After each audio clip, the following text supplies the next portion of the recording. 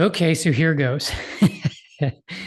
So I've created a document. I've rewritten the document a few times. I've done a couple takes of this. I've redone the takes a few times, trying to get this one just right. So this is the add-on to the planetary method of interpretation video. If you watch that one, it doesn't really matter if you watch that or not. If you know the planets, the symbols, what they mean, the archetypes, then this is just covering the aspects. And so this is not just aspects, it's the aspects, it's certain planetary pairings and what they potentially mean in relationship to one another. And I cover the 8 primary phases that we look at or that can be applied to any distance between planets or just the chart as a whole, right? So I'm going to cover these aspects. And so the way I've kind of envisioned this in my head is I want to create this in a way that people that are just here to say, hey, show me what the aspects are and what is the general energy of those so that I can read them in my chart. Check. I'm going to do it from that perspective. But then I'm also going to add in layers to that, meaning if it's a first quarter square, it means this. If it's a last quarter square, it means this, right? So the distance between them also carries a different type of energy. All squares are not exactly the same. All trines are not exactly the same, right? There's little difference in the energies. And so I'm going to cover that here too. I'm going to cover the orb settings that I use, which is defining in my software program what is the distance between these two planets to consider them to be in a square to each other or a trine to each other or a sextile to each other. And so I'm going to get a little bit more in depth, but this my goal here was to be able to present this in a way that people that are just like, hey, just show me the general energies, check, you got it. And then other people that are like, I want to actually know the nuts and bolts. I want to know more of the details, right? So I can dig in even further. The Scorpio people, right? And so I wanted to try to do it from both perspectives. So with that, I'm going to go ahead and share my screen and let's dive in. So here we have in this top section the aspects, what it looks like, the appearance, and then the meanings, right? So for those of you that are here that are like, just give me the general understanding of what these energies mean. When I see these lines in my chart, this is it, right? So if I go into my solar fire program, there's 27 aspects that are listed, right? So really, if you want to think about it, every planet is an aspect to another planet, right? And so there's tons of aspects. These are the ones that I use. These are the 7 that I use that I have active so that when I look at somebody's chart, I see them, right? And my eyes get drawn to them and I get a general feel for what the energies hold. And so these are the main ones that I'm going to talk about here. So we have conjunction, opposition, trine, square, sextile, quincunx, quintile. And so we'll start at the top and talk about the conjunction. And so the conjunction is just two planetary bodies, luminaries, or symbols that are close to each other to the point where they're blending energies. And so you won't see a marking in the middle of the chart, and I'll cover this once I get into the example chart after this. You won't see any markings, but visually you'll see that, oh, these two planets are close together, right? And so that's the graphic that I have here. This is an example of Uranus and Mercury that are within 1 degree of each other. Uranus is at 20 degrees and Mercury's at 19 degrees. So they would be blending energies. So when I interpret a chart, I'm not going to really be able, I can talk about Uranus and I can talk about Mercury, but you really need to talk about them together because they're blending energies. And so simply blending energies. So when you look at the archetypes, you would translate them, or you would merge the meanings of both of them together. Opposition, two opposing planetary bodies, and they would look like this. Would be a red line. You'd see that little glyph. Mostly, I mean, there's some programs out there that won't show you it in this way, but this is how Solar Fire shows it. I believe AstroSeek the same way. And so basically this is what you would see, or something close to this, or you'll just see a red line between two planetary bodies, luminaries or symbols, which are exactly or just about opposite of each other. And so what is the meaning of this? It's full or it's opposing. So what does that mean? It means that these two archetypes are integrated, they're full, they're ready to be expressed, they're uniquely you, so to speak, right? The other interpretation, and it could mean both for you, is they're opposing, right? They're usually going to be in opposite sides of the energy spectrum, I like to call it, or different zodiac signs, right? Like Leo is opposite of Aquarius. So normally you would see a symbol in Leo and a symbol in Aquarius. So that could mean opposing points of view, right? If you have Leo energy and Aquarius energy, Leo is self actualization, needing to shine. Aquarius is thinking outside of the box and contributing to the larger whole, to humanity, right? So, whatever those archetypes are, could mean that you're fully on board, you're good, right, in terms of expressing those archetypes and what those symbols symbolize for you, or or you might have some opposition there, right, to refine the expression of this energy, right? These archetypes, the zodiac signs they're in, the houses they're in, there may be some opposition, right? So you can look at it from either perspective. Then we have the trine, which is symbolized by the triangle and a blue line. It simply means full integration. Full integration meaning it's second nature to you. You already have it. You came into this lifetime and you're able to express it, and there's no issues there. It's a very integrated aspect. You just know it. So mostly I don't really talk too much to people about trines and sextiles because there's nothing to talk about. They just get it.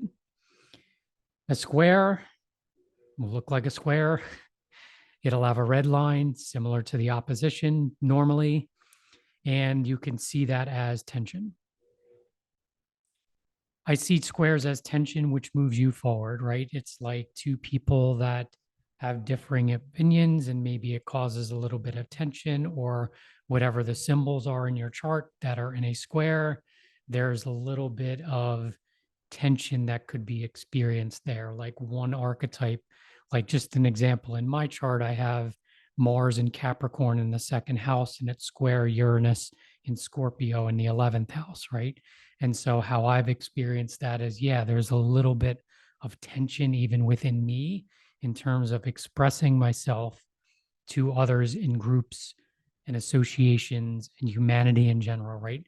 Giving out this information, right? There's a little bit of tension within myself, which gets represented by tension maybe felt by others. Like, so that's the general energy of a square is tension. But the tension has a purpose, right? The tension is to continue to refine your self expression and to move you forward in your evolution. Sextile, which that is the glyph for the sextile. Again, a blue line. It's easygoing. Normally don't talk about it. It's like, oh, you're good at that. Okay, fine. Let's move on, right? Let's talk about the oppositions and the squares and the inconjuncts and maybe even the quintiles and the conjunctions. Like, let's talk about those. So anytime you see the sextile, it's just good information to know, yeah, you got it, right? It's easy flowing, similar to the trine. Quincunx, which also is called an inconjunct.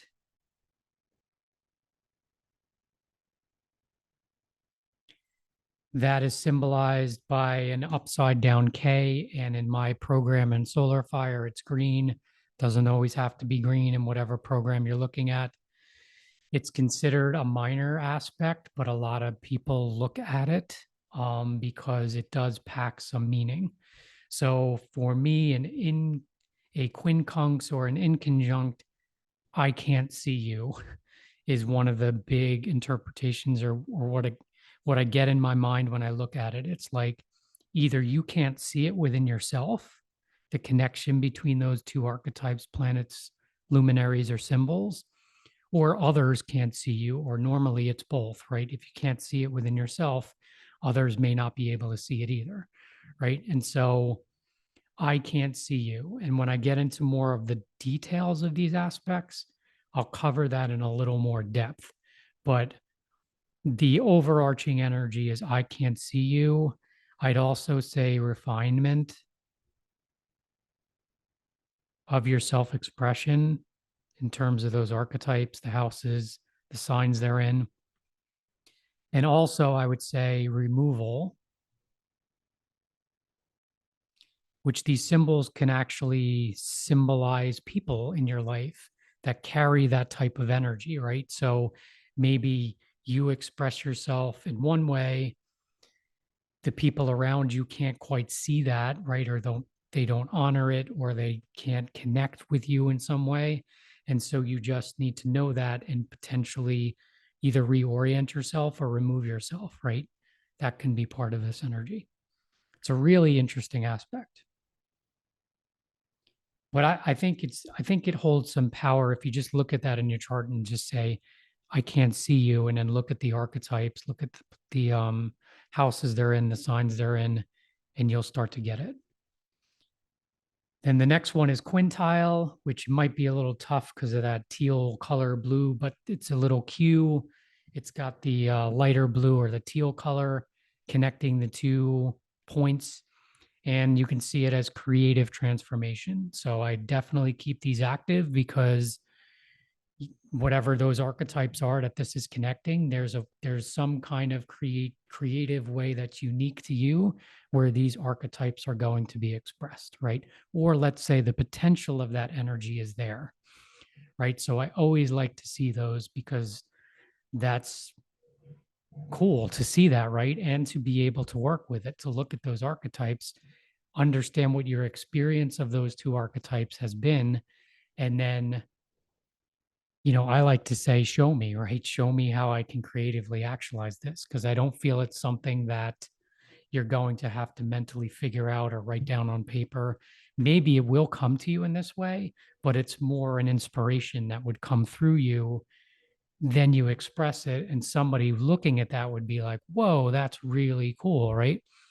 Like you're the only person that I know of, or you're the only person that could do that, right? Or express that in that way. So that's a good one to look at. And so for those of you that just were looking for the regular, or not regular, but the general energies of these aspects, there you go. This is the general energy. And so now I'm going to step a bit further into this document, go a little bit further into the distance between these and the meanings of those, the orbs that I have set. And I'm going to cover, what else am I covering here before I jump to the examples? Oh, yeah, the planetary speeds, right? So that you can see, you can calculate or know what is the distance between these two, right? Are they closer or are they farther apart? And so I'm going to go into that now. If you're just here for the general, what I just covered up top, I have these, I'm going to chapter these so you can skip ahead to the examples, or you can skip ahead to the planetary pairings.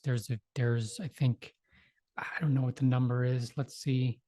I have one, two, three, four, five, six planetary pairs, which are important in terms of, they hold significance in terms of the distance between them. They give you additional information. So you can skip to that too. I will have that in as one of the chapters. And so moving on to a little bit deeper meaning on these, let's talk about these in a little bit more depth. So the aspects we covered, these 7 that I use. The conjunction is just a blending of energies, right? But let's talk about orbs. And so what are orbs? Orbs are,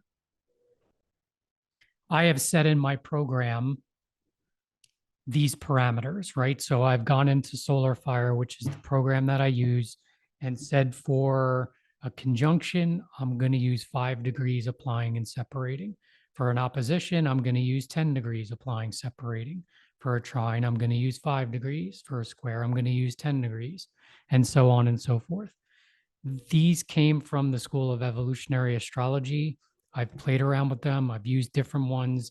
These seem to be good for me, where I can visually see the lines, the aspects, and they add context to my interpretations.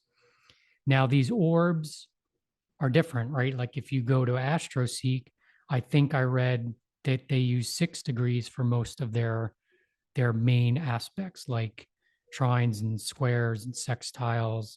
They use 6 degrees, right? So each astrologer is going to use orbs that are slightly different. You're going to see differences, right? So this isn't set in stone. This is just what I use, right? And so each one of these aspects, you can go across and see what orbs I have set in my program. The next layer of this is I have applying and separating, right? So what the hell does that mean? So that means that even though my conjunction is set at 5 degrees applying and separating, it's really 10 degrees. 5 degrees on one side, 5 degrees on another. And I'm going to demonstrate this after this. I'm going to demonstrate this in the example charts to explain what does applying and separating mean, right?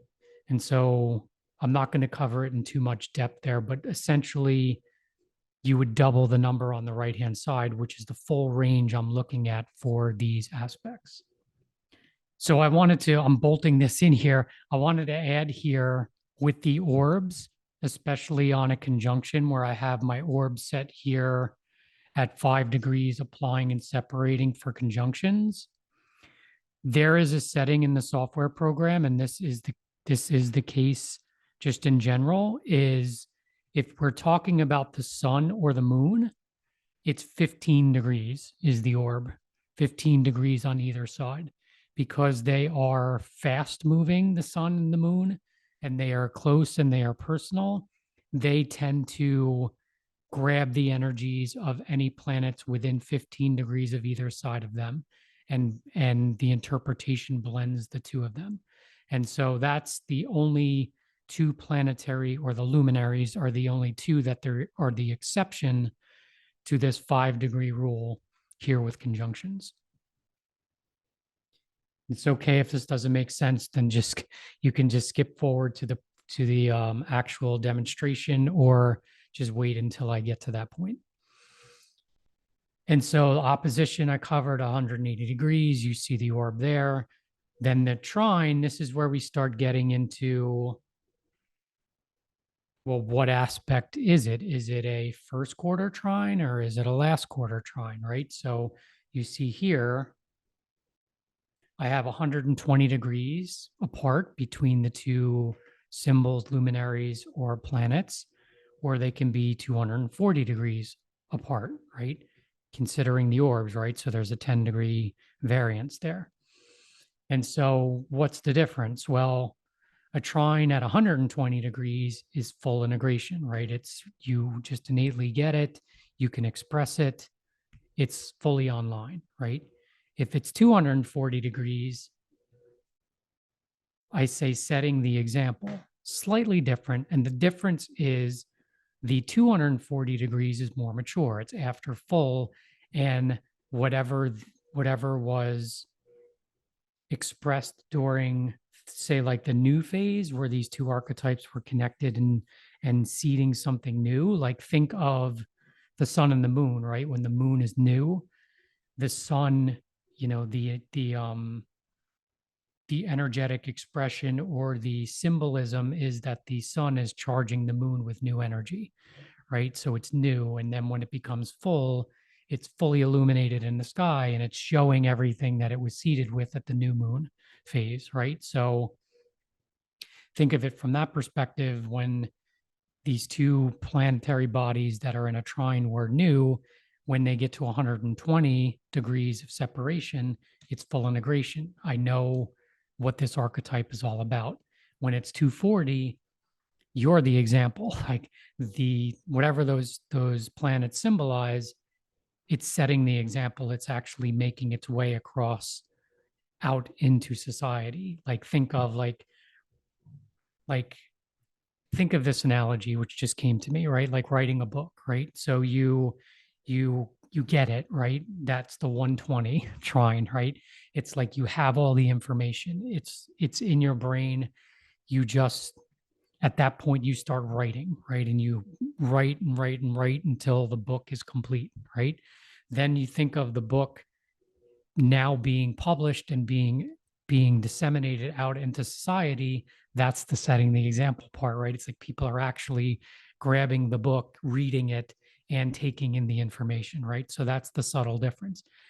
Both of these are easygoing, right? The trine, where I said full integration in the beginning, they're both easy. They both just happen, right? But there's the subtle difference of one is getting it, the other one is disseminating it out. And then we have the square, which is either a 90-degree square or a 270. So the 90-degree square is in evolutionary astrology is crisis in action. The 270-degree square is crisis in consciousness. So what is the difference there? Crisis in action is, I really see it as tension, like I described in the beginning, which is like I feel like I have a decent footing or a good understanding of what these energies are, but I'm trying to bring this out, right? And when I try to bring it out, I'm not quite sure yet, right? I try something and it doesn't quite feel right, or I try something and I get the feedback, which makes me kind of reflect on, was that really a good way to bring that out, right? And so there's this feeling of needing to take action, but you're going to need some time in order for it to really come out in a way that's most effective, right? And so that's squares. There's tension, right? It's like, how do I do this, right? The 270 is crisis in consciousness, which is after the full phase, which is more of a awareness or a consciousness level or from a thought perspective, where the 90-degree is action. The 270 is more my belief systems, right? Like, so think of, I used to believe that, let me think of something here. I used to believe that drinking soda every day was not going to harm me. But now I'm starting to wonder, I'm kind of feeling low in energy and I need to take naps often. And I often feel these dips in my energy. And it's like, so now I'm like, I'm not quite sure, right? Like, I think maybe I need to get off of the soda. Like, this is just a weird example, but just to kind of, I probably could have used a better one, but just think of it from a consciousness level or a thoughts perspective. Like, think of it from a consciousness level, raising your consciousness or awareness, right? Where maybe some patterns that you've always just naturally have done, you start thinking about it and you're like, oh, well, why am I doing that, right? Or it could just simply be that you were subscribing to a specific religion and you were part of that religion for a while, and now all of a sudden you're starting to question and you're like, things don't quite feel right. I'm starting to take in new information that's actually forming different belief structures. And so now it's kind of like I'm half in and I'm half out. That would be the 270-degree square. Then we have the sextile, 60 degrees and 300 degrees. Again, I said in the beginning of this, it's easygoing. But again, the 60-degree one is easygoing in terms of taking action, or you carry it within you, right? And you can't express it. And then the 300 degrees is again thought and concepts, thought and concepts, right? So you can see what's happening here, right? Like the before full phase is more action oriented or more it's ready, like it's there waiting to be expressed or you have it within you. And after the full phase is either changes in consciousness or it's being disseminated, right? It's out there, right? Like a 300-degree sextile is being you have the ability and the you carry it within you to be able to disseminate it, right? And scale is not important. It could be people close to you, it could be your family, it could be your children, it could be your parents, it could be your coworkers, you name it, right? And then whatever the archetypes symbolize that are in this sextile pattern. But it's more thought and concept driven. Then we have the quincunx or inconjunct, right? It's also called an inconjunct. And so that's 150 degrees or 210 degrees. And so just a side note, if you're more familiar with astrology, the yod or the finger of God is two quincunx patterns that connect to planetary bodies that are in sextile to one another, right? That's the aspect. And so this inconjunct or quincunx, is it 150 degrees? Is it 210 degrees? And so in the EA class, the 150-degree aspect is Virgo, which means purification, refinement, going in within yourself and there being a self-analysis, right? Or maybe being hard on yourself can be part of this too, right? And so that's the 150-degree aspect, this quincunx or inconjunct. That's the energy that it holds.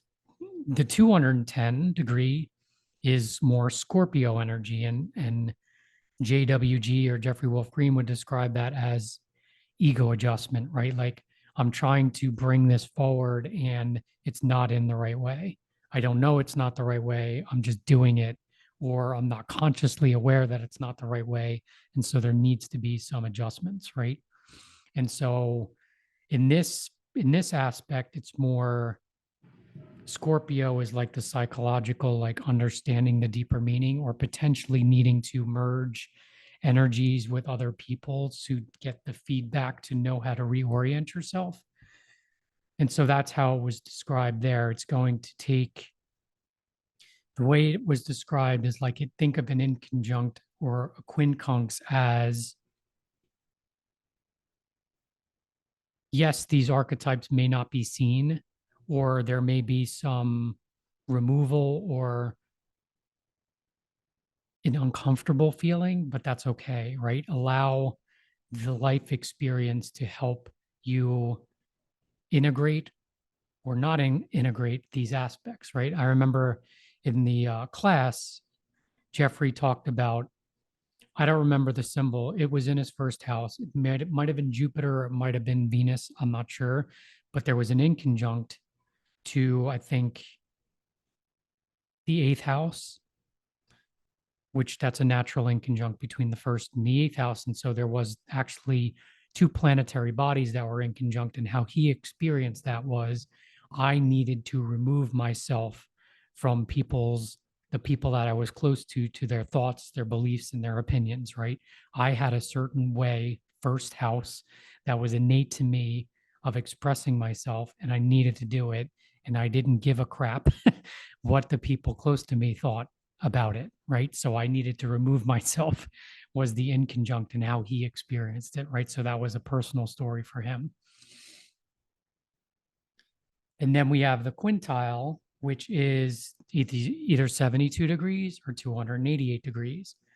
And that's creative transformation. That's the underlying energy of it. But is it creative transformation in terms of action, the 72 degree, or action and thought, 288 degrees, right? Action of thought is more of what I mean there, right? Like meaning my belief system, right, is has been created or constructed in this reality in such a way that I am able to synthesize these two archetypes, whatever archetypes are in this quintile pattern, in a way that's creative, right? So maybe you name it, right? It could be artistry, it could be being a teacher, it could be a spiritual healer, you name it. These two archetypes, whatever they symbolize, I have the ability to creatively transform. Maybe you have the ability to creatively transform somebody's thoughts, right? It can be the 288-degree representation of this. Or maybe creatively transform your own and people's actions, the 72 degrees aspect of this. So how do you know if it's, if I'm looking at a trine, it's 120 degrees or 240 degrees, or a square, is it 90 degrees or is it 270 degrees? And so that brings us down here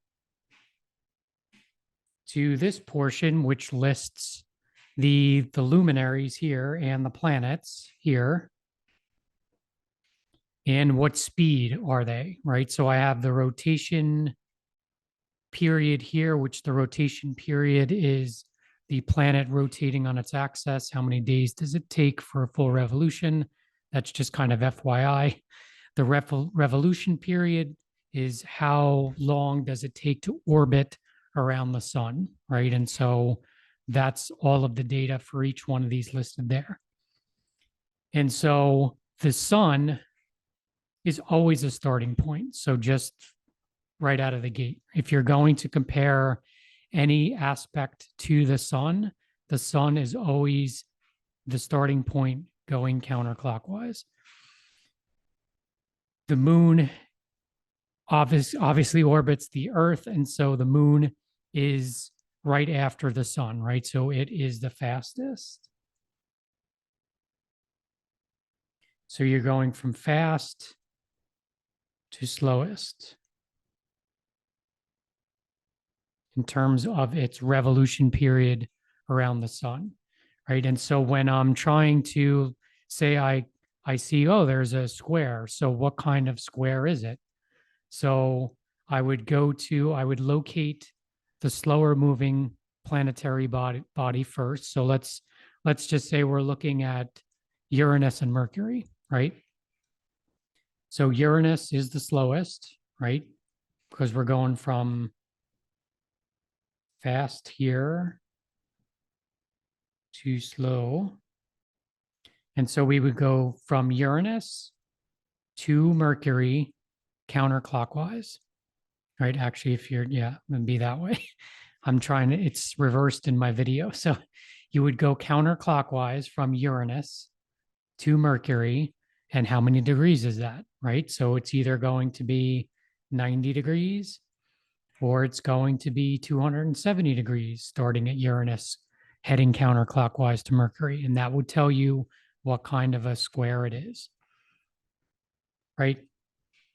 And so same thing if, you saw a quintile, right? And you see a quintile between, let's take Jupiter and Mars, right? So you would start at Jupiter because Jupiter is the slowest, and you would go to Mars, right? In the counterclockwise motion. And is it 72 degrees or is it 288 degrees? Right? And then you would know, then you know what type of an aspect it is, especially with this quincunx or inconjunct. Is it a Virgo flavoring? Is there a Scorpio flavoring to it? And so that's how you would tell. And so with that, let's jump to an actual chart where I will walk through and demonstrate some of what I've been talking through here. So let's look at each one of these aspects. And like I said in the beginning, you can just look at these aspects and what's the general energy, right? So you can look at an opposition, it's blending energies. Sorry, you can look at a conjunction, it's blending energies. You can look at oppositions, they're full and ready, or they're opposing energies. You can look at a trine, that's easy. You can look at a square, that's tension. You can look at a sextile, that's easy. You can look at a quincunx, I can't see you in some form or fashion. You can look at a quintile, creative transformation. period, right? And so like if I put the no filtering on here, you're going to see all of the aspects are here, right? You can see all of the aspects. You see quincunx in there, you see squares, you see quintiles, you see trines, you see a sextile in there, right? So you see all of these. Maybe you're not aware of them now, but I'm going to call them out individually. And so your eye can get drawn to certain ones to be like, oh, I see those two symbols are in a square, right? Or I see a trine, right? Or I see an inconjunct there, or I see sextile there. I see creative transformation right there, right? So you can just kind of visually see it by looking at all of these aspect lines. But let's go back to, let's remove those.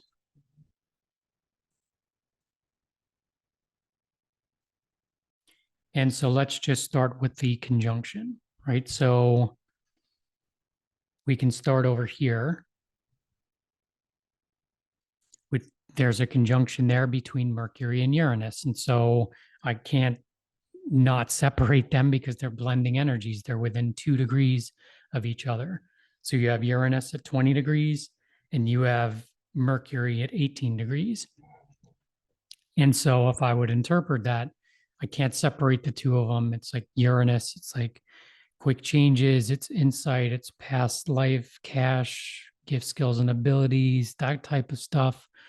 Thinking outside of the box, and it's connected with Mercury, which is the logical mind, it's communication, right? It's how do I express myself? And so they're connected, right? So this would, like, if I looked at that, I'm like, okay, there's an Aquarian quality, even though these two signs are in Taurus, it's like blending Aquarius and Taurus, right? Some kind of Earth Aquarius energy, right? And so they're blending energies. And so that's how I would read that. And so you apply the orbs to that, it's 5 degrees applying or separating. And so what does that mean? Again, we're looking at this from, with a conjunction, it's going to either be how far apart are they, right? And so in this case, Mercury, since it's the slower moving one and we're going counterclockwise towards Uranus, is applying to Uranus. So it's within 2 degrees of Uranus, right? So applying.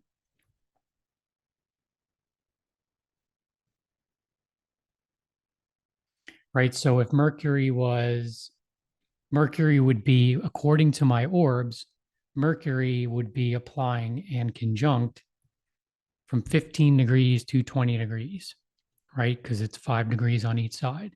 And then we have separating, again, going counterclockwise. So if Mercury was over here, right? Say Mercury was here and it was at 25 degrees Taurus,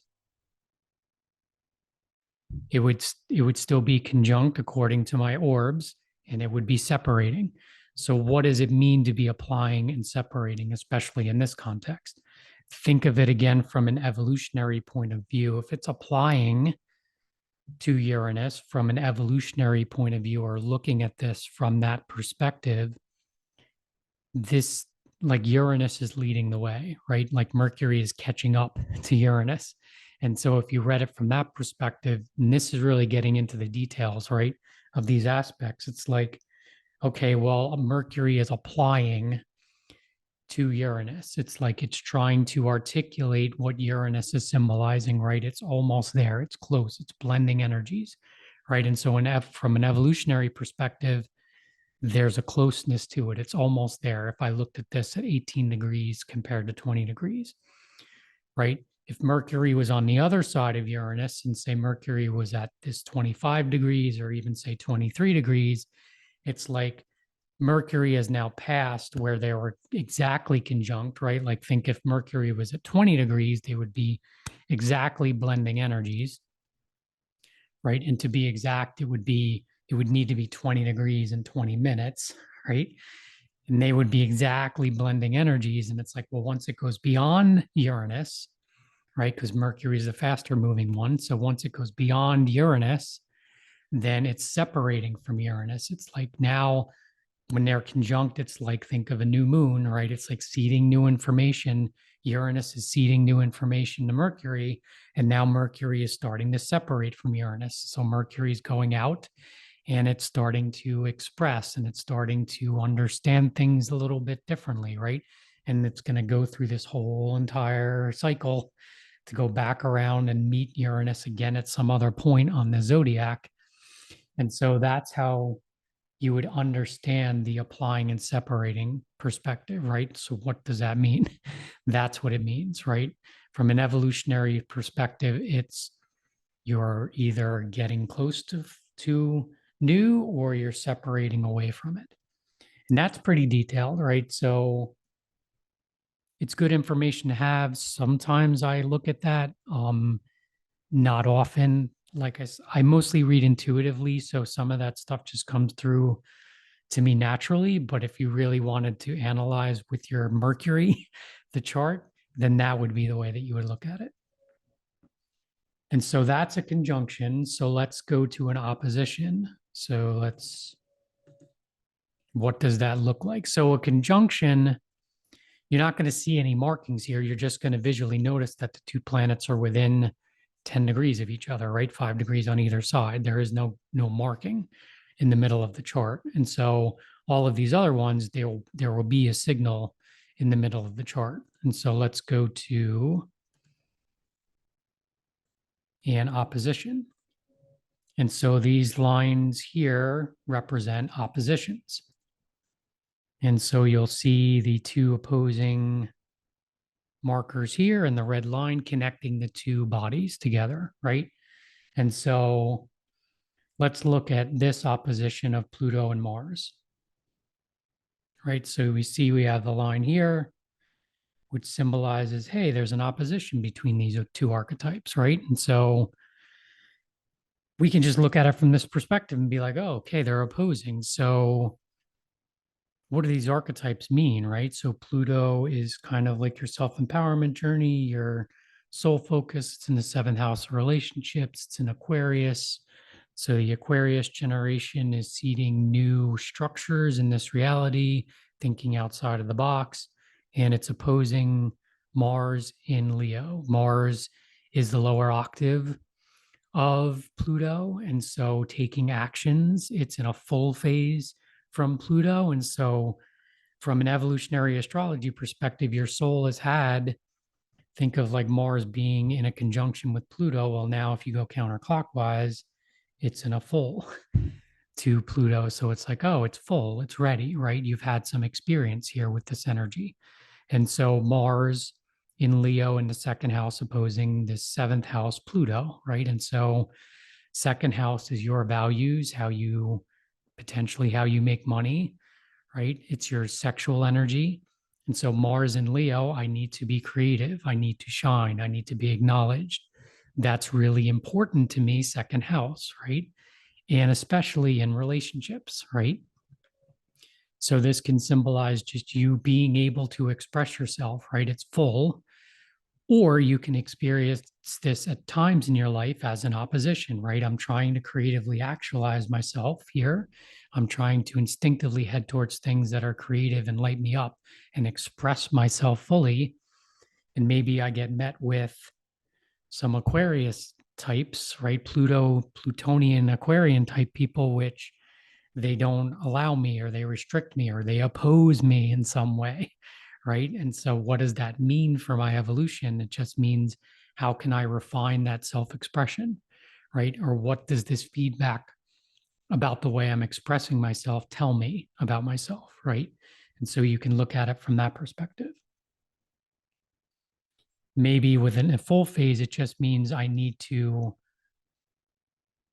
remove myself, right? Or if I'm being opposed, where I feel like I'm in a relationship, right?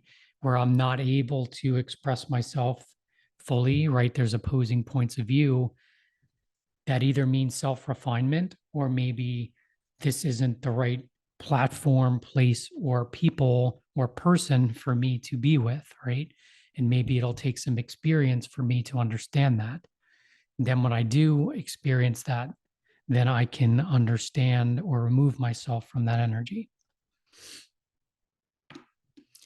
And then the other principle of applying or separating, right? So Pluto is at 0 degrees and 7 minutes of Aquarius. And then we see that this Mars is at 8 degrees and 2 minutes here in Leo. And so is that applying or is it separating? Right. And so Leo is the opposite sign to Aquarius. It's a single energy band. And so an exact opposition would mean that Mars would be at 0 degrees Leo. It's not, it's at 8 degrees, right? And so it is separating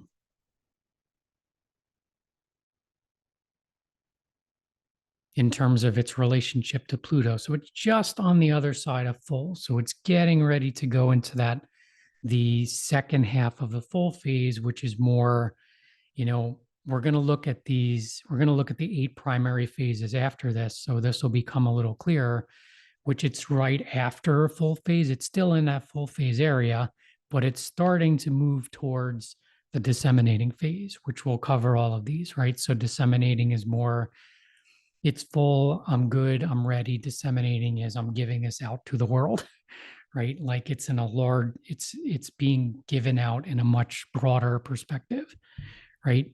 And so that's how you can look at these aspects. And so if this was at, if we saw this and it was still, if Mars was opposing Pluto, but it was at, here, like this is an opposition, right? This Venus is in opposition to Pluto as well. But Venus is at 28 degrees Cancer. So it is applying, right? It hasn't quite reached 0 degrees Aquarius. So Venus is applying, it's an applying opposition to Pluto. Not quite at full yet, although it's really close. It's not quite there yet. And so let's go to a trine. What does that look like?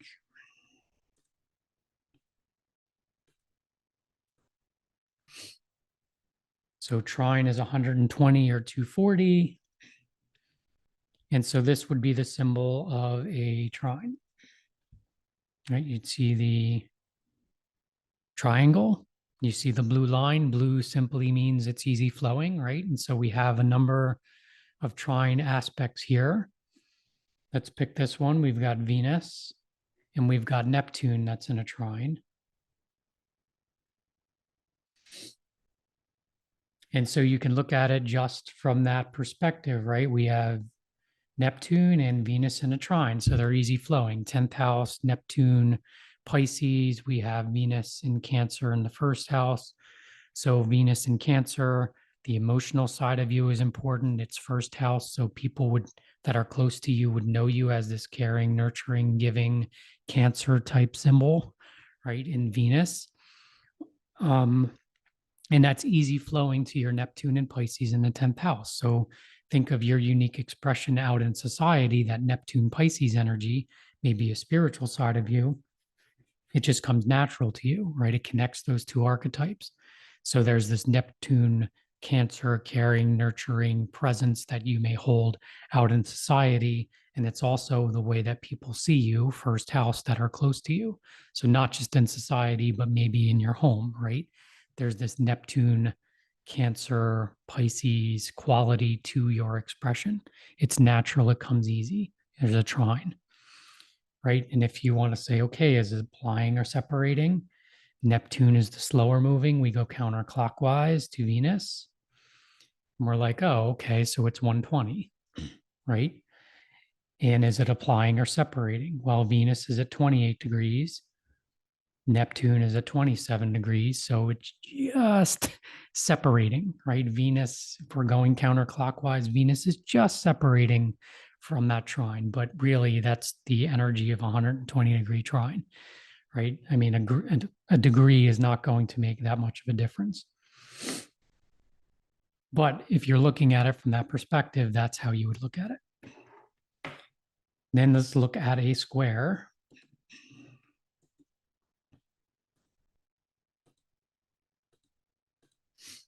What does a square look like? That's the symbol of a square.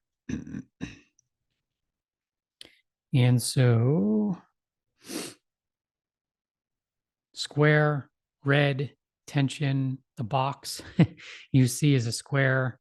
And so that is, let me just pull up my 90 degrees or 270, right? So it's either first quarter or last quarter square. And so when we look at this, we can pull out a square here. We have a couple squares to the moon. We have Saturn up here in Pisces in the 9th, and we have Neptune in Pisces up here in the 10th. And so you could say, okay, well, there's potentially some tension there. Crisis in action can be one of the, could be it's crisis in action or crisis in consciousness, right? Which means I'm actioning, trying to figure this out, or my awareness is shifting, right?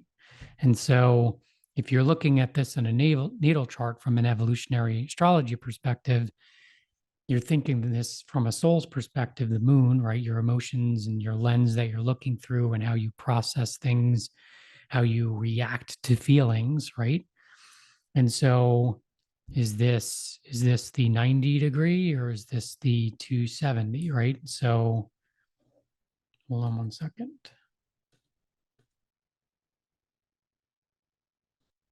Okay. So the slower moving planet, the moon, is fast, really fast, right? And so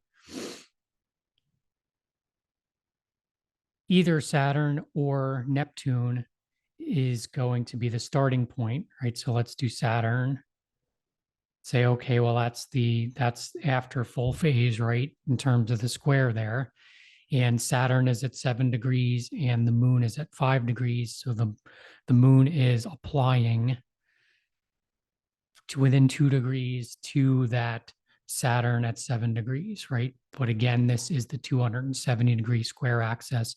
So crisis in consciousness. So what do I believe, right? And so Saturn in Pisces in the 9th house is in the Sagittarius house. It is tied to beliefs. It is the Pisces archetype, which is potentially the spiritual side or the flowing side or being able to feel energies beyond the five senses. And then the moon in Sagittarius in the 6th house is my perspective.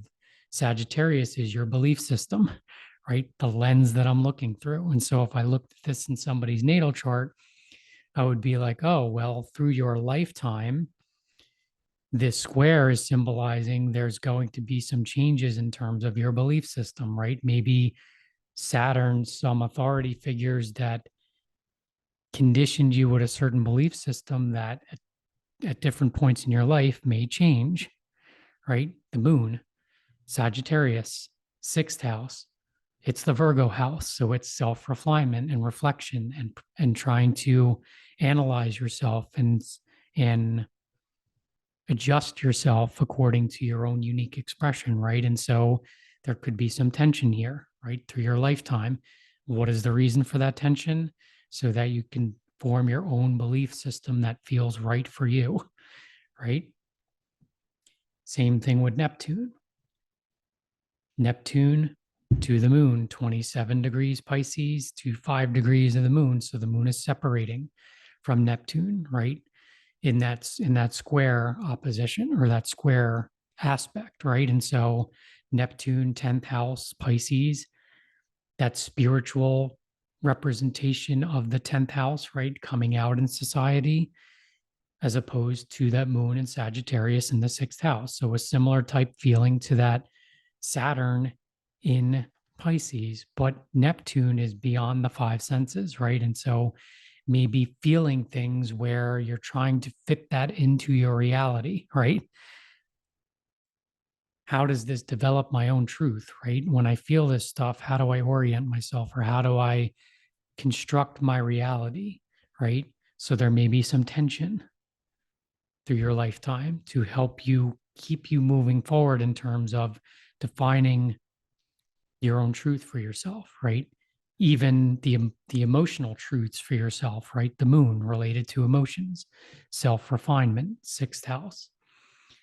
I'm going to need to have some experiences. I'm going to need to experience some things and then try to figure out and understand what that means for me and help, and maybe need to find the words to articulate this to other people or even to myself to understand what this means, right? So that can be part of that energy. What does that look like? What does it represent? And so sextile. So we have a sextile here between Pluto and Neptune, and that's what the sextile would look like. The aspect would look like if you were looking at it in your chart. And then we go from Pluto to Neptune, since Pluto is the slower moving, to Neptune. And it's 0 degrees Aquarius to 27 degrees Pisces. So this would be applying. Pluto is at 0 degrees Aquarius and Neptune is at 27 degrees Pisces. So a exactly 60 degrees aspect from Pluto would mean that Neptune was at 0 degrees Aries, right? So since Neptune is at 27 degrees Pisces, Pluto is applying. It's an applying sextile to Neptune. Just think of sextile, easy flowing. So Pluto, Aquarius, seventh house of relationships, easy flowing aspect between Neptune, Pisces, 10th house. So if you put those two archetypes together, my soul, like my soul's empowerment within relationships, there's an easy flowing spiritual Neptune, Pisces, emotional aspect to it. That's what I carry innately within me and express to myself in relationships, in my career, how I come out in society. They're easy flowing, right? So this connects this Neptune and this Pluto archetype in an easy flowing aspect.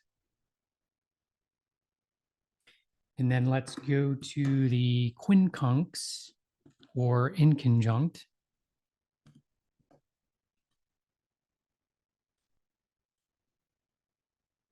Which is the I can't see you or removal or Virgo, Scorpio type aspect. And so we see a couple of them here, and it's symbolized by this upside down K.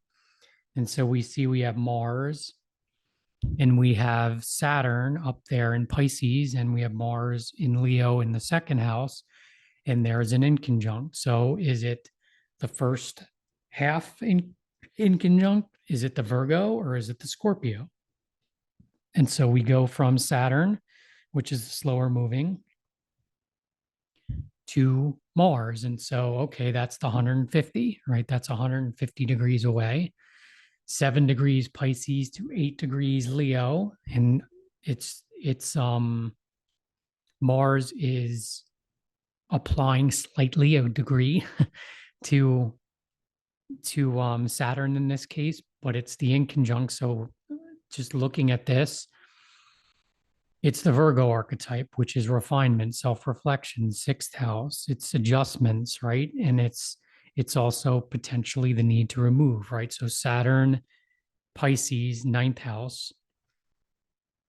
Just looking at that foundationally, it's like some kind of structure, belief system, ninth house, philosophy, religion could be that, right? And it's inconjunct to your Mars in Leo in the second house. So, how you innately, creatively express yourself, how you value yourself, maybe is not seen by others that carry an authority figure or others that taught you a certain perspective. Maybe the way you carry yourself doesn't align with that, right? And so there's an I can't see you, right? Or like think of an authority structure, ninth house, where they're like, hey, that isn't the way that I understand things to be. So that's not cool. And you're like, but this feels good to me. This is the way I need to express myself. And they're like, well, that's not cool. Right. So that would force removal at some point, right? There's going to be a separation there at some point to continue your evolution. Right. So that inconjunct is simply that, right? or because this is the Virgo archetype, maybe there is some self-refinement, meaning this Mars in Leo is instinctual. I just do it, right? There's no forethought. I'm just going for it. And maybe this in conjunct, since it's a Virgo one, is like, yeah, but you need some kind of structure, right?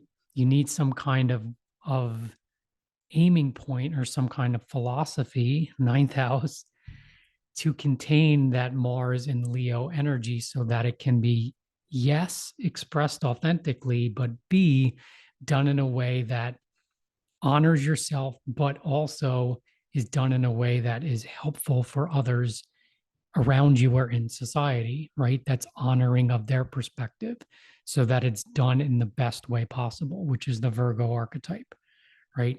How can when I take this action, then I come back to myself, Virgo, and say, okay, what is the feedback I'm getting and how can I refine this, right? So that's the other presentation of this aspect. And so, since it's the Virgo, it's more the self refinement, the internal. The Scorpio aspect is more of the having to go deep, or maybe it's within merged relationships where the refinement takes place. Scorpio, right? Going deep, the Plutonian type energy, right? The psychology type energy would be the other representation of this. And then we have the quintile. It's the last one that we'll cover here, which is the creative transformation aspect. And so it would look like this. Has the Q here, and we have this creative transformation between the Saturn and this energy here. So we have Uranus and we have Mercury. And so simply creative transformation, right? So between these archetypes, this Saturn, Pisces in the ninth house, this Uranus, Mercury, Taurus, 11th house, right? It could be there's a creative way you hold some kind of authority, maybe spiritually, you have some kind of way of teaching that ninth house in a unique way that gets communicated to society, right? See how this works. And so if you look at this in your chart and you see these creative transformation aspects, you could have one or more than of these. Through your lifetime, there is the energetic potential for you to creatively transform this energy, meaning that there may be some refinement or there may be some unique way that you bring this out at some point in your life that is people would look at that and be like, wow, that's really unique and cool, right? Like you are the only one that would be able to do it in that way, right? And so that's how you can look at this aspect. And then if you wanted to say, okay, is this an applying or a separating aspect? You would start. So in this one, Uranus would be the slower moving. And so you'd go from Uranus to Saturn. But if you're looking at it from the Mercury perspective, you'd go from Saturn, which is slower moving, to Mercury, right? And so you have these one is applying and one is before full and one is after full. And so this one is the 72-degree one. And then let me just go back because I'm really bad with the numbers here. So 72 and 288. And so come on back to me here.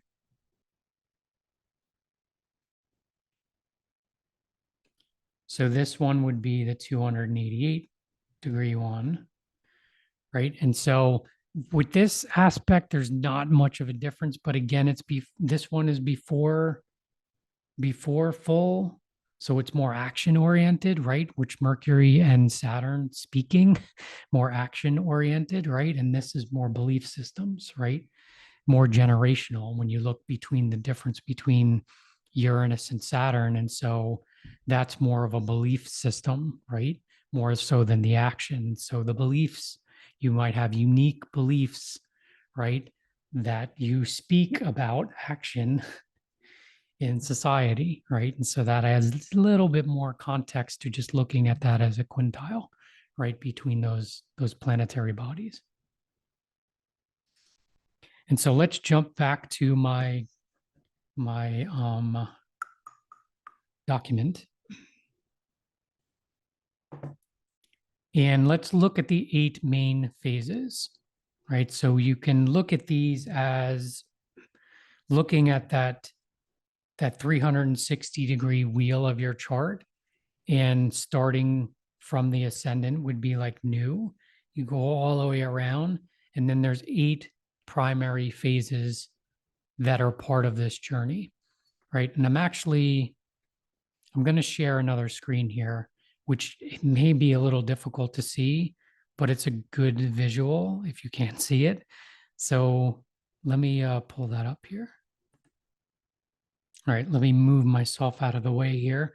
And so if you look at just what I described, right, if you're looking at it from your ascendant, the way this is, I grabbed this off, it was part of the class. I think I screenshotted it because I thought it was really good. Actually, hold on, let me move this band out of my way on the bottom that you can't see, but I can see.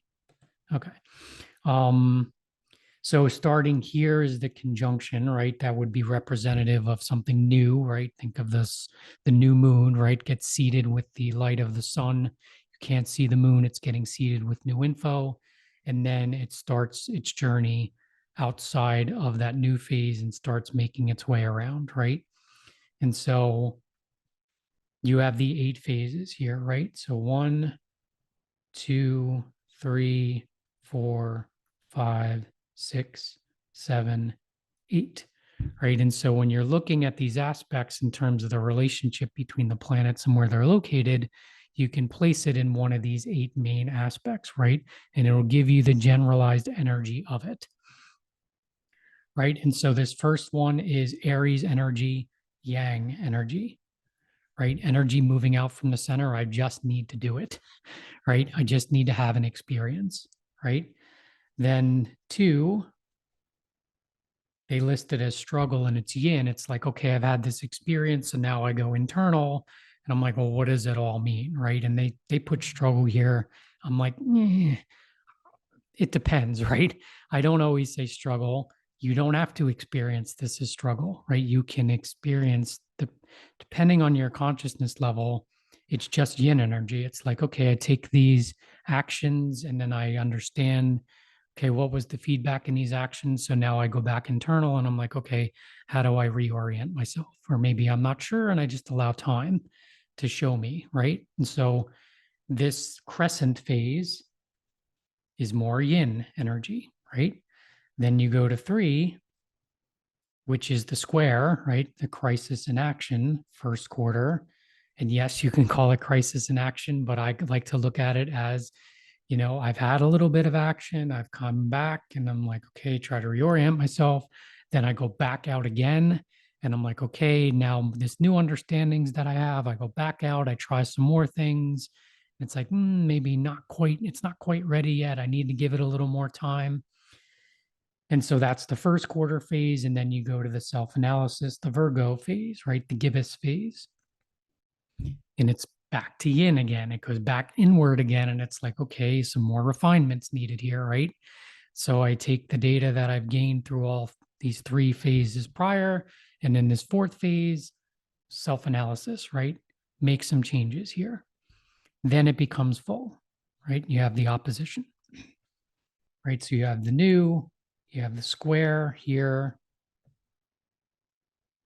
you have the oppositional energy here. Then after the opposition is meaning and completion, it's yang, it's moving back outward, it's full phase, it's ready, right? Like when the moon is out and it's full and you can see it in all of its glory, it's ready to shine, right? So you can think of that as the full phase. Then you move into the disseminating phase, which is yin, which is society, right? Which is kind of like yang is I'm putting it out there, right? I have this, it's full, I understand it, it's going out there. And then society yin energy is like it's making its waves across society, right? And when you look at your chart, it's like it's not every archetype is going to be making its waves across society.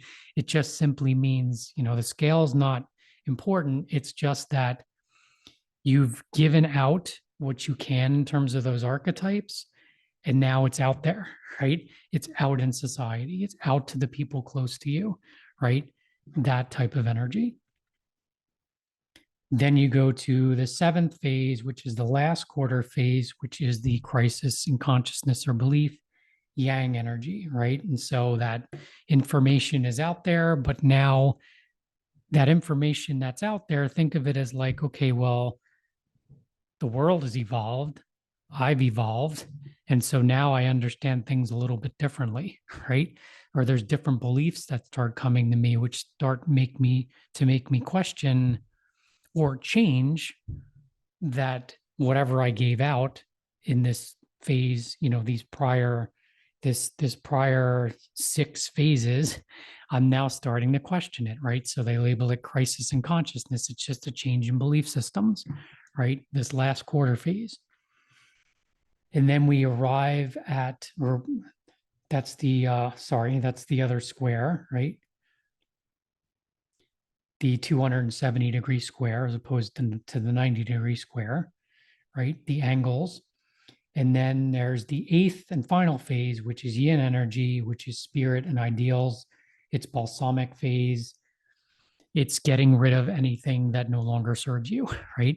Think of it as like wrapping things up, right? So if you look at that aspect in your chart, it's like I'm wrapping things up. I'm releasing things that are no longer going to serve me as I enter this new phase of development, right? And so you can look at it from that perspective. And so let's drop back to my document here. And at this point, it's pretty much a recap at this point because I've already covered it in that last graphic that I wasn't intending to share, but I'm like, yeah, that needs to be shared here. So the 8 primary phases, the new phase, instinctual emergence, you have crescent, trying to figure it out.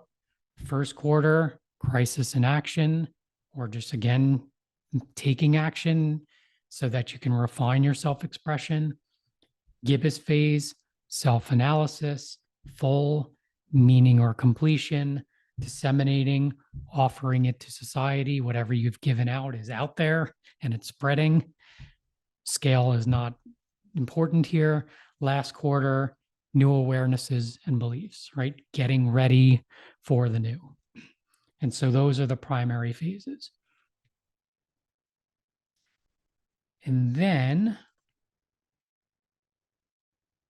and then balsamic. I forgot balsamic was down at this next page. So balsamic, new awarenesses, last quarter, new awarenesses and beliefs, changes in your belief structure, and then balsamic, endings, transition, preparing for the new, right? And so those are the 8 primary phases.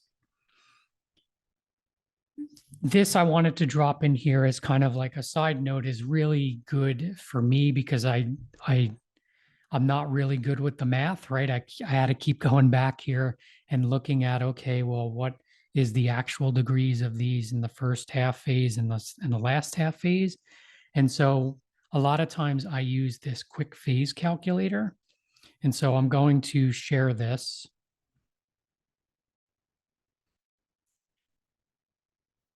So here you can just, if you're not sure and you find 2 planetary bodies and you're like, okay, well, what phase are they in, right? And so I can just pick, let's say that I think in the example we had Pluto at 0 degrees Aquarius, right? So I can come here and I want to see the phase between Pluto and Mars. So Mars was at 8 degrees Leo, and Pluto was at 0 degrees Aquarius. So the slower moving body goes in this first section. So I would select Aquarius because Pluto is in Aquarius at 0 degrees. I can even put the minutes if I want to get precise. I usually just use the degree. And then the faster moving body, which, okay, Mars was in 8 degrees Leo. So I put 8 degrees here for Leo and then submit. And it comes back and it says it is in full phase, right? Let's hold on a second here. So you see the results here. It's in full phase and it tells you the degree of separation, 188 degrees, right? But it's in full phase. So what's full phase, right? Then you look at the full phase and you're like, oh, it's full, it's ready, right? Or there's opposition there, right? So this is a good tool that I use quite often to when I'm doing like a deeper analysis to be like, okay, how far apart are these? Or a lot of times I'll use this with like Mars and Venus. How far is Mars and Venus? That'll tell me the relationship energy that you carry, right? So just a good tool that I'll share, and I will link the URL to get to this site in the description below. So on to primary pairs. So I wanted to go over these. This is helpful in looking at your chart as well. It was very helpful for me in my chart, and it's helpful just in general when I do people's charts to look at some of these pairings. And so again, adding more context, right? So the distance between the sun and the moon.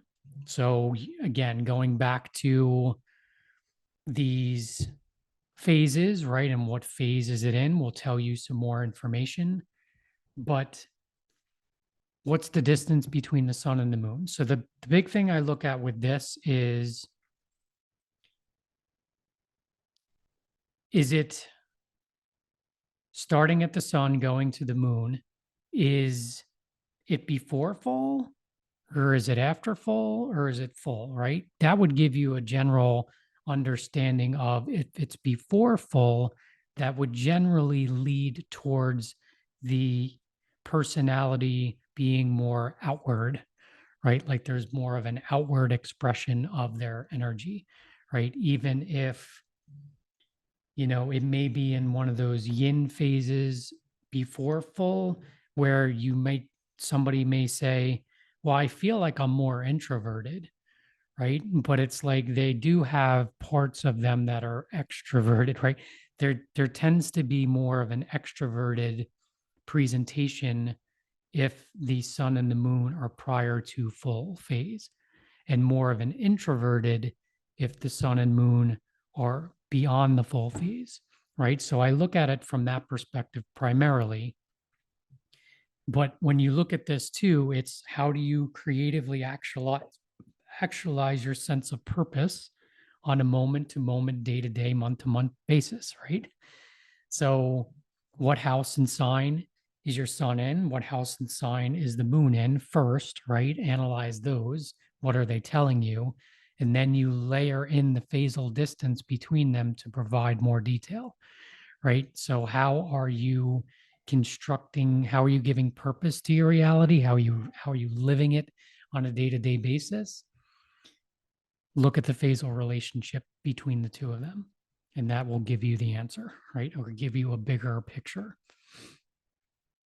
And so when you're looking at these pairs, or when you're looking at anything in relationship to the sun is always the starting point. So like I talked about, you start at the slower moving planetary body and move to the faster moving one in a counterclockwise motion. The sun is always the starting point. So if you're comparing any phasal relationship to the sun, start at the sun. The sun is always the start. And then, where's my pen? Okay, got it. Then the next pairing to look at is Saturn and the moon. And so if you notice here, I didn't put anything for the moon. The sun, I put an asterisk, which means that's always the starting point. And then here, Saturn is the slower moving body, moon is the faster moving body, right? So you'd start at Saturn and go to the moon, right? Counterclockwise and go to the moon. So what does this represent if I'm looking at the distance between Saturn and the moon? The environmental imprinting from your mother and father, right? And so whatever that means. So if you look at the distance between these two, what was the separation between your mom and dad, or what was their relationship, right? If you look at the phasal difference, if there's an opposition between the sun and the moon, that usually represents that mom and dad had opposing points of view, right? So if you look at that, you're like, oh, they had opposing points of view, right? So how do you internalize that, and how does that get projected out, or how does that construct your reality, right? That could lend to, there's many ways that can be expressed from an individual soul perspective, but just having that information that could explain why maybe you have difficulty in terms of being able to understand how to navigate yourself in this reality, right? Is because you had two different perspectives and you're actually seesawing back and forth between the two perspectives, right? Can be part of this. Or it could be that you are shown two different perspectives and now you align with one or the other that says, this feels right to me, or this one feels right to me, right? So there can be an experience here of opposition, right, between the sun and the moon. This also correlates with the dynamic of gender assignment and your reaction to it. So, meaning that if you carry, this could be just, aside from just gender assignment, your masculine and your feminine energy that you carry. How was that responded to in your childhood? And maybe your father or mother wasn't there and you had other people that were caring for you, or maybe your father was there and your mother wasn't, or vice versa, right? There's many different dynamics that happen in childhood, but looking at this Saturn moon and their relationship, how was this responded to, right? And so that would give you information in terms of maybe within yourself. Do you deny the feminine part of yourself? Do you deny the masculine part of yourself? Are you fully integrated, right? Full? Like, are you able to express, and are you able to see both sides of those expressions within yourself? Right. And so this will add more context. But again, Saturn, it always starts from, where is Saturn by house, sign, and aspect? Where's the moon by house, sign, and aspect? That's first. Then this gets put on top of it. Then the next one is Mars and Venus. And so this one, this is the one I look at the most. This is the one that people are mostly interested in because it has to do with relationship energy, right? And so this one I usually look at pretty closely. I have a blog on my website about the phases between Mars and Venus. I have blog posts about Mars through the signs, Venus through the signs, because this one is important. We only know ourselves through relationships, right? So this one is a focal point, so to speak. So Mars is the slower, Venus is the faster. So you would start at Mars, go counterclockwise to Venus to determine what phase you're in. And I have a blog post out on my website, which, if you determine your phase, I have a blog post saying, well, what does that mean? Right. So I'll actually put a link to that below in the description. Simply, how are your relationships defined? The roles within the relationships, the dynamic of giving and receiving, the dynamic between you having your own self and your own independence versus the needs of another, right? And so, where's Mars by house, sign, and aspects? Where's Venus by house, sign, and aspects? What is the phasal relationship between the two of them? If they're in a new phase, like as an example I have here,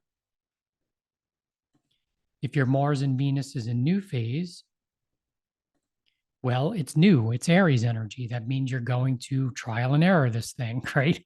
You're going to potentially enter into different relationships of all different kinds to understand yourself, right? Understand, what are you bringing to the relationship? What are you showing yourself in the dynamics within the relationship? So when I see Mars and Venus in new phase, that could indicate having the need to have many different relationships to understand who you are. So, like in counseling, I would be like, it's okay if you have many different relationships, right? Don't get frustrated. This is actually part of your journey, is to have an experience, understand what it means for you, have an experience, understands what it means for you. That's part of it, right? And then the other end of the spectrum is maybe it's in balsamic phase, right? And so balsamic phase is the completion phase. This typically means that you're going to call to you a lot of souls that you've had other lifetimes with, right?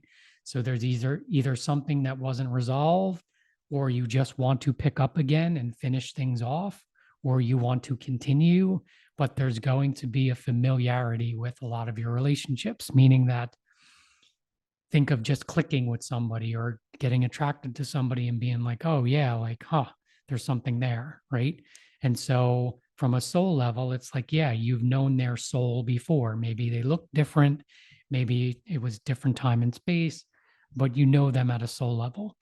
And so there could be underlying dynamics that are at play that you're trying to continue to work out, right? Can be part of this. So that's the benefit of looking at the phase between Mars and Venus. Then we have Jupiter and Mercury, and Jupiter is the slower moving, Mercury is the faster moving. So you'd go from Jupiter to Mercury counterclockwise. The type of philosophical or mental organization of your reality and how you go about it, how you learn and communicate that understanding. So Jupiter is all about the philosophy that you guide your life. What do I believe, right? What's going on here? What is this reality? And then how do I learn more about that? And how do I communicate that as Mercury? So again, house sign and aspects for both Jupiter and Mercury. Then what's the phase between them? Start at Jupiter, go to Mercury, put the phase on top of it. That will tell you from a soul perspective, is this new to you? Are you trying to figure it out? Is there some push pull, maybe the crisis and action aspect? Is it more disseminating, which means you're from a soul perspective have a pretty good understanding of what's going on in this reality, and you represent having the wisdom and knowledge to be able to share with others, right? And so you're adding context to that. Then Saturn and Jupiter. So Saturn is the slower moving, Jupiter is the faster moving. Start at Saturn, counterclockwise to Jupiter. What phase is it in? So Jupiter, like I said, is your belief system. Saturn is how you construct your reality, right? And so through your life, as you gain more experience, you develop a philosophy which contributes to your structure, Saturn, how I construct, how I consciously am aware of this reality, right? And so how do you integrate that belief system, or how are you integrating that belief system into your reality, Saturn, your constructed consciousness, but Saturn also represents society. How are your beliefs? How are you fitting those into the society that you're part of, right? Like, so society has its own construction, right? And its own way of doing things and the way things are typically done in consensus reality. How does that fit into the consensus reality? If it's Aries energy, you're trying to figure that out, right? It's like, I have these certain beliefs. How do they fit into society, right? What's the right orientation for me to do that, right? Or if it's more balsamic, it's like, okay, I have a really good understanding and I need to release a lot of belief structures in this lifetime to get ready for a new phase of existence for my soul, right? So there's going to be a lot of releasing of beliefs if this is in a balsamic state, right? So again, putting the phasal relationship on top to add more context. And then this last one is more generational, right? Because these are, Saturn is the border between the inner and the outer planets, and Uranus is the outer planets.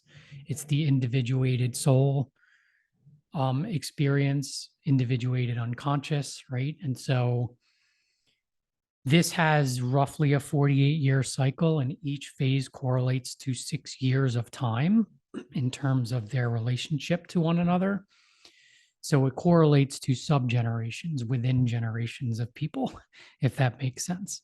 And so think of this as like the in your own chart, again, look at the symbols, look at the signs, look at the house, look at the aspects, then look at the relationship, and that will tell you the generation that you're part of. Are you the phasal relationship on top? Is it new? If it's new, then it's like, okay, we're seeding this planet with new ways of being, right? You can look at this from a Uranus Saturn perspective. And that's the example that I have here. The last Saturn Uranus conjunction took place at the galactic center, the galaxy center, 28, 29 degrees Sagittarius in February of 1988, right? So people born at that time were seeding a new generation, right? That generation entered full phase in 2012, which a lot of people equate to the beginning of the age of Aquarius, right? The Aquarian age, a radical shift in paradigms. So when those people or that generation was born around that time frame in 2012, all of their experience and all of their wisdom they're carrying from their soul's perspective is in full phase in 2012, seeding the Aquarian age, right? So look at this from more of a generational perspective. So what is your generation and subgeneration here? That would add more context. And then from an individual perspective, how you express this, look at the house, right? The house, the sign, the aspects. That would give a more personal, how you are personally expressing these archetypes of Uranus and Saturn. And so that is it. That's the entire dog and pony show for the aspects, phases, and pairings. So as always, hopefully this was helpful, that you can apply this, you can gain some more understanding from your chart, or maybe people that you read charts for. And thank you for being here. And as always, I appreciate your presence, and I will see you again in other videos. Thanks. So in this video, I'm going to discuss aspects.